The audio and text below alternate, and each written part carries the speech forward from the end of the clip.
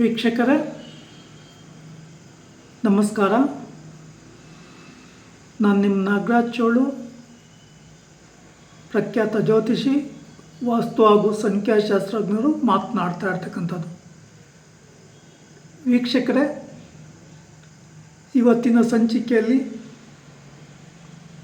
ನೀವು ಯಾವುದಾದ್ರೂ ಹಳೆ ವಾಹನಗಳನ್ನು ತೆಗೆದುಕೊಳ್ತಕ್ಕಂಥ ಒಂದು ಸಂದರ್ಭ ಅಥವಾ ಹೊಸ ವಾಹನ ತೆಗೆದುಕೊಳ್ಳುವ ಸಂದರ್ಭದಲ್ಲಿ ಅಥವಾ ಯಾವುದಾದ್ರೂ ಮನೆ ತೆಗೆದುಕೋಬೇಕು ಅನ್ನೋ ಅಭಿಲಾಷೆ ಇದ್ದಲ್ಲಿ, ಜಮೀನನ್ನು ತೆಗೆದುಕೋಬೇಕು ಅಂತ ಅಭಿಲಾಷೆ ಇದ್ದಾಗ ಅಥವಾ ಸೈಟನ್ನು ತೆಗೆದುಕೋಬೇಕು ಅಂತ ಅಭಿಲಾಷೆ ಇದ್ದಾಗ ಈ ವಿಚಾರವಾಗಿ ಮೊದಲಿಗೆ ನಿಮಗೆ ಸಮಯ ಹೇಗಿದೆ, ಗುರುಬಲ ಇದೆಯಾ ಇಲ್ವಾ ಅಂತಕ್ಕಂಥ ತಿಳ್ಕೊತಕ್ಕಂಥದ್ದು ಅತಿ ಮುಖ್ಯ.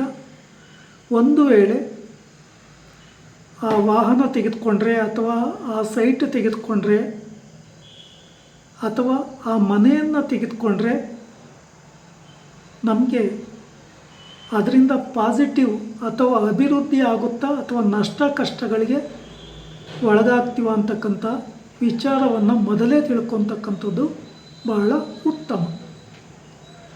ಕೆಲವೊಂದು ಸಲ ಏನಾಗುತ್ತೆ ಅಂತಂದರೆ, ದೊಡ್ಡ ಮಟ್ಟದ ಲಕ್ಷಾಂತರ ರೂಪಾಯಿಗೆ ವ್ಯವಹಾರಕ್ಕೆ ಕೈ ಹಾಕಿದಾಗ, ಒಂದು ವೇಳೆ ಒಂದು ಜಮೀನನ್ನು ತೆಗೆದುಕೋಬೇಕಾದಾಗ ಅಲ್ಲಿ ಏನಾದರೂ ದೋಷಗಳಿದ್ದಾಗ, ಯಾವುದಾದ್ರೂ ಪ್ರೇತ ದೋಷ ಅಥವಾ ನಾಗದೋಷ ಅಥವಾ ಇನ್ನಿತರ ದೋಷಗಳಿದ್ದಂಥ ಒಂದು ಸಂದರ್ಭದಲ್ಲಿ ಆ ಸೈಟಿಗೆ ಸಂಬಂಧಪಟ್ಟ ವ್ಯವಹಾರಗಳಾದರೂ ಸಹ ನಿಮಗೆ ಆ ಸೈಟ್ನಿಂದ ಸಮಸ್ಯೆಗಳೇ ಬರ್ತವೆ ಹೊರತು ಪರಿಹಾರ ಆಗೋದಿಲ್ಲ. ಆ ಪರಿಹಾರಗಳನ್ನು ಮಾಡ್ಕೊಳ್ಳಿಕ್ಕೋಸ್ಕರ ನೀವು ಮತ್ತೆ ಹಣವನ್ನು ಖರ್ಚು ಮಾಡಬೇಕಾಗುತ್ತೆ.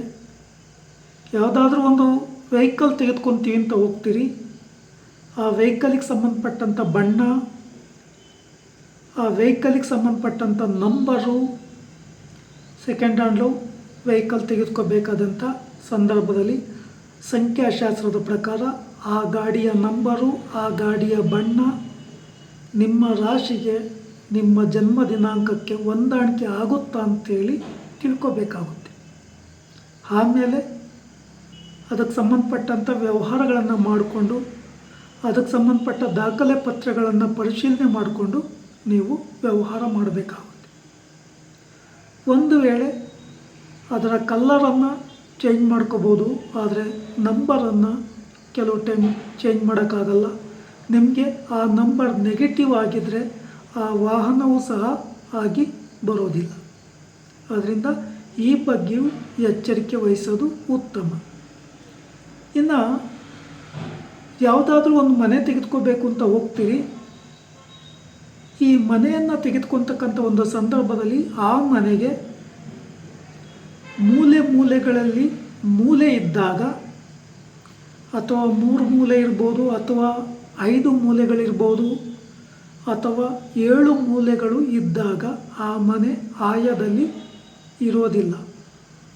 ಮತ್ತು ಆ ಮನೆಯನ್ನು ತೆಗೆದುಕೊಂಡಾಗ ನಿಮಗೆ ಪಾಸಿಟಿವ್ ರಿಸಲ್ಟು ಬರೋದಿಲ್ಲ.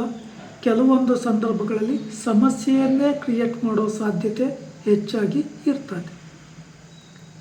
ಇನ್ನು ವಿಶೇಷವಾಗಿ ಯಾವುದೇ ಮನೆಯನ್ನು ತೆಗೆದುಕೊಳ್ಳುವ ಮುಂಚೆ ನಿಮ್ಮ ರಾಶಿಗೆ ಆ ಮನೆಯ ಮುಖ್ಯ ಬಾಗಿಲಿರ್ತಕ್ಕಂಥ ದಿಕ್ಕು ಆಗಿ ಬರುತ್ತಾ ಇಲ್ವಾ ಅಂತಕ್ಕಂಥದ್ದಾಗಿ ತಿಳ್ಕೋಬೇಕು.